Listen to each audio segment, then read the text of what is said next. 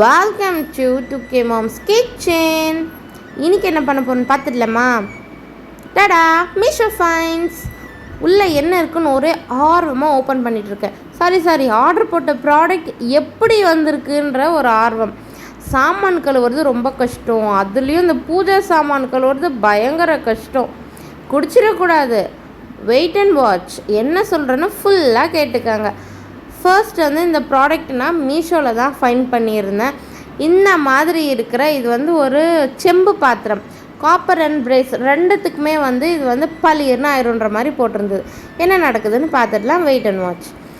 இதுதான் அந்த ப்ராடக்ட், அதை பார்த்துக்கோங்க. இது பேர் ஆல்காலி அப்படின்ற மாதிரி போட்டிருந்தது. டிஸ்கிரிப்ஷனில் கொடுக்குறேன், பார்த்து தெரிஞ்சுக்கோங்க. சரி வாங்க பார்க்கலாம். இந்த மாதிரி இருக்குது. ஃபஸ்ட்டு அதாவது பிஃபோர் பிக்சர் இது தான், பார்த்துட்டிங்களா? இதுக்கு அடுத்து இதை நல்லா நான் வந்து கைப்பட்டால் எதுனா ஆகிடுமோ அப்படின்ற ஒரு இதில் வந்து மேக்கப் ப்ரஷ் எடுத்து அதுக்கு மேக்கப் போட்டுக்கிட்டு இருந்தேன். அதாவது உங்களுக்கு டிஃப்ரென்ஸ் காட்டினோடனே கை பிடிக்கிற இடத்துல வந்து உங்களுக்கு விட்டுருக்கேன், நீங்கள் பார்த்து தெரிஞ்சுக்கலாம். போடும்போது சரியான இன்ஸ்டண்ட்டாக டக்குன்னு பளிர்னு ஆயிடுற மாதிரி இருந்தது.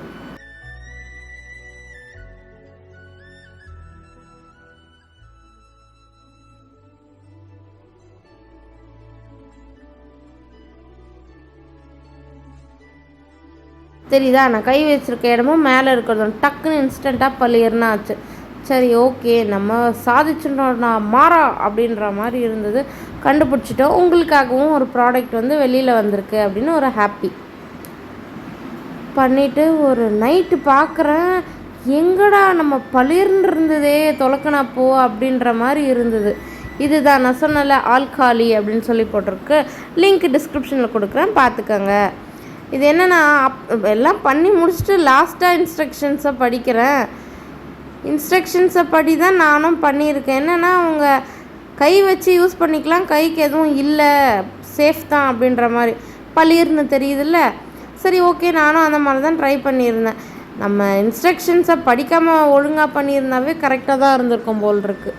ஒரே டிஸப்பாயின்மெண்ட் ஆயிடுச்சு. வாங்கின ப்ராடக்ட்னா வேஸ்டாடான்ற மாதிரி. மறுநாள் கோவத்தில் எடுத்து சாமானெல்லாம் போட்டு எல்லாம் நல்லா வரட்டுன்னு இந்த வீட்டில் ஸ்க்ரப்பர் யூஸ் பண்ணுவோம்ல, வெறும் லிக்விட் மட்டும்தான், ஸ்க்ரப்பரை போட்டு கொஞ்ச நேரம் ஊற வச்சுட்டு தேய்ச்சி எடுத்தால் வாங்கின ப்ராடக்ட் வந்து சூப்பரான ப்ராடக்ட் தான், ஒர்த்து தான்ற மாதிரி அது நமக்கு நம்பிக்கை கொடுத்துருச்சு. எல்லாமே நல்லா பளிர்னு வந்துருச்சு. என்னென்னா, அதில் கொடுத்துருக்க இன்ஸ்ட்ரக்ஷன் படி பண்ணால் வேஸ்ட்டுன்னு சொல்லிடுவோம் நம்மளே. ஸ்க்ரப்பரை போட்டு 2 வரட்டி தேய்ச்சி எடுத்திங்கன்னா இந்த மாதிரி சூப்பராக ப்ராடக்ட்டு பாத்திரம் சூப்பராக கிடச்சிரும்.